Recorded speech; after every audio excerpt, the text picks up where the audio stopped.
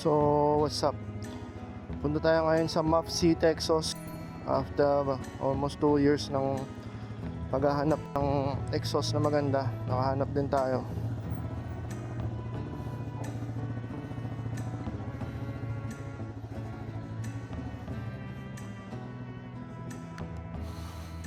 So, daan muna tayo sa Map City exhaust para magpapalit ng ating exhaust. Ang napili natin ay slip-on yung hindi full exhaust, kasi pag full exhaust kailangan pa magpa-remap. Although sabi nila pwede daw hindi, pero mas maganda kasi nire-remap. So punta tayo doon ngayon. And may nakita kasi ako sa group nag-post, tsaka maganda sa kanila, walang tatak yung kanilang mga canister.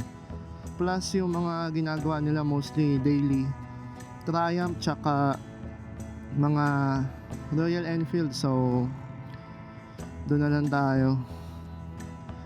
Although di naman tayo magtatagal doon kasi matagal ko nang na-order yung exhaust last week pa. Nakapili na ako dahil doon sa mga ibang kasamahan ko na nagpalagay doon. So wala na ako masyadong iisipin pa.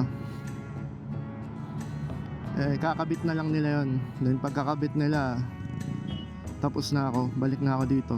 Sana lang di ako mag-overheat kasi ano ngayon,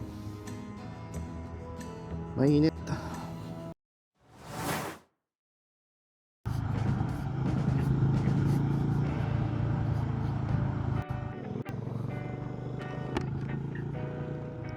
Mga 2 taon din bago ako nakahanap ng ayos na exhaust, kasi nagantay muna talaga ako sa Benelli Group na may magpakabit.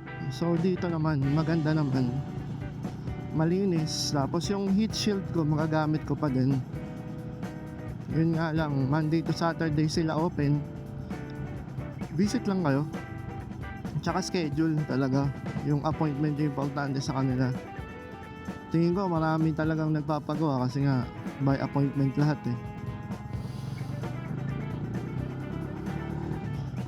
Lasapin na natin yung mga huling tunog nitong sasakyan natin.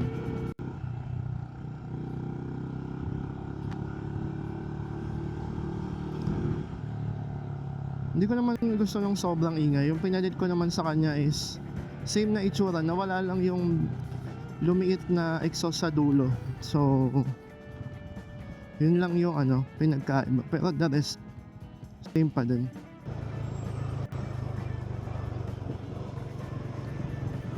Del Monte extension na to, C3.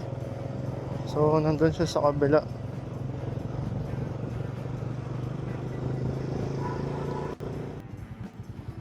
Ano kaya ito? Ito nga siguro Map City. Map City.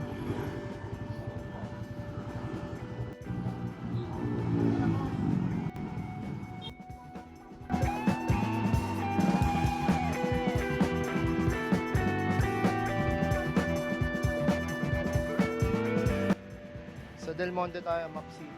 So umpisa na to. Putol, sabay balik yung bago. Yan na yung magaan pa to. Oo, mas maganda doon.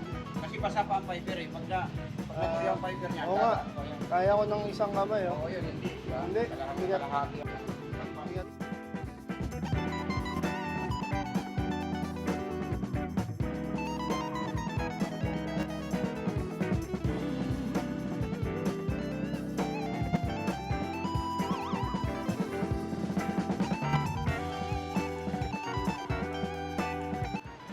So ayan, makikita nyo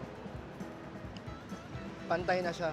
Kanina medyo mas mataas, so ngayon mas pinantay natin. Maganda naman, parang yung dati pa rin, nawala lang yung dulo niya na pahaba dito. So mamaya sound check natin pag naikabit na. So ayan, magagamit pa rin yung heat shield.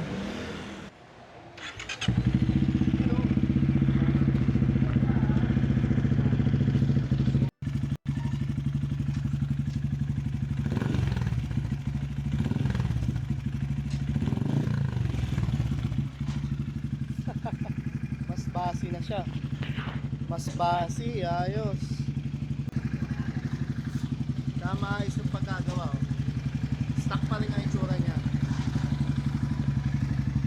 O, diba? So ito, binabalot na ni Kuya yung luma ko. Kuya Jojo pala yan. Yan, pag nag-install kayo. Galing, napisado na niya yung binili dito. Madami na siguro nung nagpagawa. So, natapos tayo doon mga herb. At tanghaling tapat, ayan o. Alauna. Napakainit. So, yun lang mga herb. Ito na yung bago natin tunog. Mas basi siya. Almost same ng tunog ng stock pero mas ano siya ngayon, crispy. So, biyahe lang natin saglit. Paparinig ko sa inyo mamaya yung sound niya pagka medyo lumuwag yung kalsada ng mas maayos. Anyway, kung di pa kayo naka-like, share, and subscribe, hit nyo na rin yung notification bell na yan para may mga bago tayong i-upload na serye, upgrades, DIY, destroy it yourself. So, yun lang mga herb. Maraming salamat sa panonood. At huwag kayong makasawang sumuporta sa akin at sa ating mga videos. Malaking tulong yun para sa akin. Maraming salamat. Whoop, whoop. Peace out. Bye-bye. Hindi ko alam kung naririnig nyo. Medyo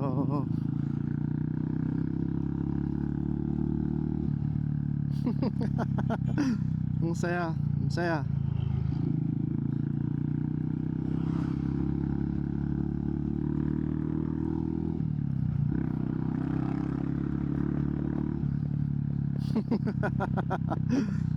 Solid.